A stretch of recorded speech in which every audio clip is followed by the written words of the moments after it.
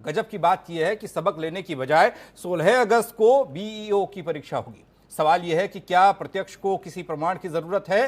क्या बीईओ और बाकी परीक्षाएं रद्द नहीं हो सकती हैं? इसी पर आज चर्चा होगी। चर्चा को आगे बढ़ाएंगे R9 टीवी के editor in chief Amitabh Agnihotri ji. स्वागत सर आपका। उत्तर प्रदेश में तमाम जिम्मेदार वो अधिकारी जो इस कोरोना काल में भी लाखों लाख लोगों की परीक्षा करा रहे हैं। हालांकि कोरोना का डर उन तमाम परीक्षा देने वालों के हौसलों के आगे कहीं टिका नहीं।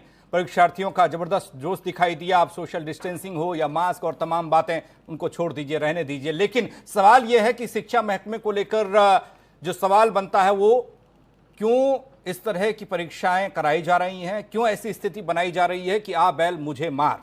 नवीन श्रीवास्तव जी प्रवक्ता बीजेपी हमारे साथ हैं, राजपाल कश्यप जी प्रवक्ता समाजवादी पार्टी हमारे साथ हैं, अंशु अवस्थी प्रवक्ता कांग्रेस थोड़ी देर में हमारे साथ होंगे, ताहिरा हसन जी सामाजिक कार्यकर्ता हमारे साथ हैं, अवधेश कुमार मिश्रा अभ्यर्थी बीईओ, इनकी परीक्षा 16 तारीख को होने जा रही है, दुर्गेश शांडिल्य अभ्यर्थी बीएड एग्जाम जिन्होंने दिया है अभी, वो हमारे साथ थोड़ी ही देर में होंगे। अमिताभ जी से चर्चा की शुरुआत कर रहे हैं। अमिताभ जी, तस्वीरें अभी हमने देखी हैं और तस्वीरें कभी झूठ नहीं बोलती, और ये तस्वीरें शायद लखनऊ वालों ने भी देख ली होंगी, लेकिन उन सब के बावजूद ये जिम्मेदार किस तरीके से काम कर रहे हैं? आगामी 16 तारीख को एक और परीक्षा, कोरोना रहा नहीं या फिर डर के आगे जीत है?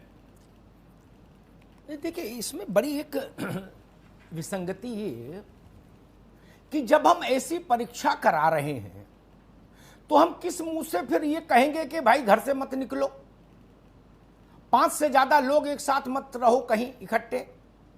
किस मुंह? कोई नैतिक अधिकार बचेगा क्या? फिर तो भाषण है, इधर से सुनो इधर से निकाल दो, कोई बोले, यही है। बिल्कुल। पर उपदेश कुशल बहुतेरे जे आचरहि सुनर न घनेरे। कौन भरोसा करेगा? जिसने कल टीवी पर वो दृश्य देख लिए, 4.25 लाख बच्चा सड़क पर उत्तर प्रदेश में, वो आदमी दो ही अर्थ निकालेगा सामान्य जन। या तो वो कहेगा कोरोना खत्म हो गया भैया, अब आनंद आ गया, अब मौज लो, गाजियाबाद से गाजीपुर और बस्ती से बहराइच तक।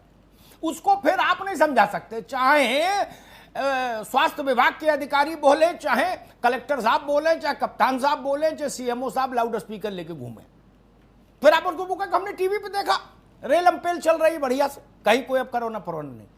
एक फिर WHO चाहे गाजीपुर में अपना ऑफिस खोल ले, फिर वो कुछ कर नहीं सकता है, जान लो, लिख लो मेरी बात जी। या वो दूसरा अर्थ निकालेगा कि बाप रे बाप, ये जो बाबू लोग हैं, नौकरशाही है, ये मरवा देना चाहती बच्चों को क्या?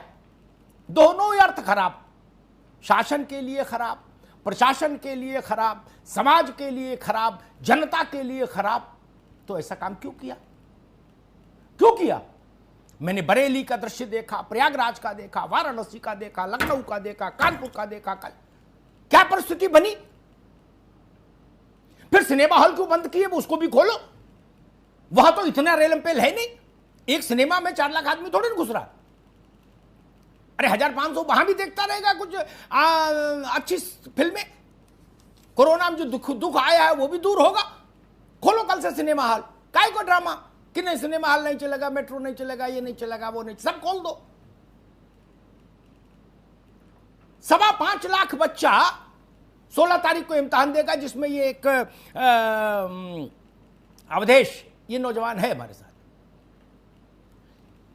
एक पाली में परीक्षा रखी विद्वान अधिकारियों ने। 5.25 लाख बच्चा उत्तर प्रदेश के 18 जिलों में संकेंद्रित होगा बाहर से आके। उसके बाद कोरोना रोकेंगे? और जो ऐसा कह रहे हैं उनके चरणों में मेरा प्रणाम, उनकी बुद्धिमत्ता को मेरा नमन। वो लोग समझदार नहीं है ना, उनको समझ ही नहीं, वो कोरोना की गंभीरता नहीं समझ रहे।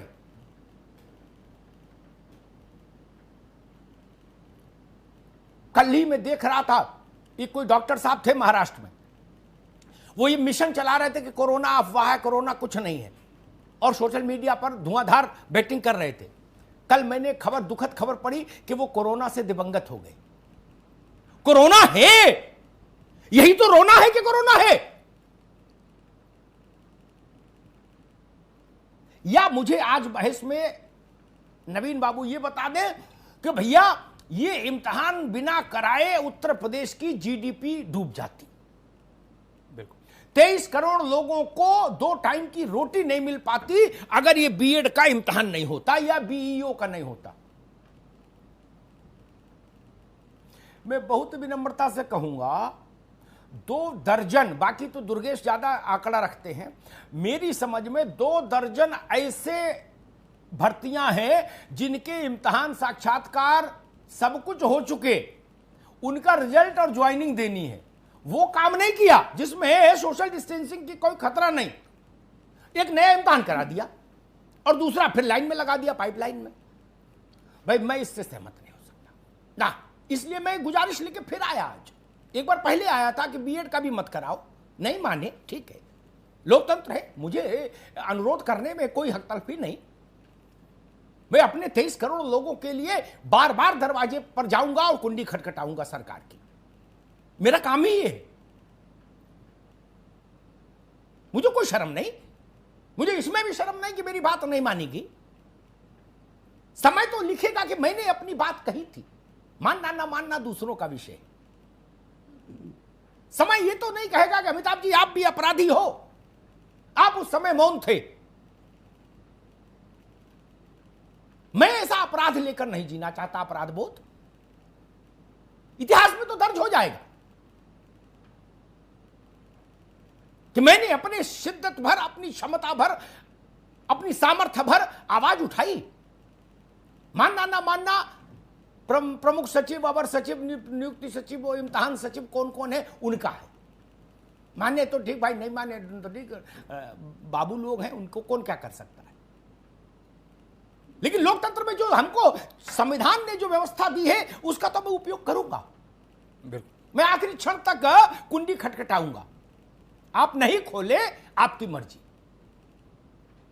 लेकिन 23 करोड़ लोग तो देखेंगे कि वाहिद एक शख्स था जो कुंडी खटखटा रहा था पागलों की तरह और कह रहा था ये मत करिए, ये रास्ता ठीक नहीं।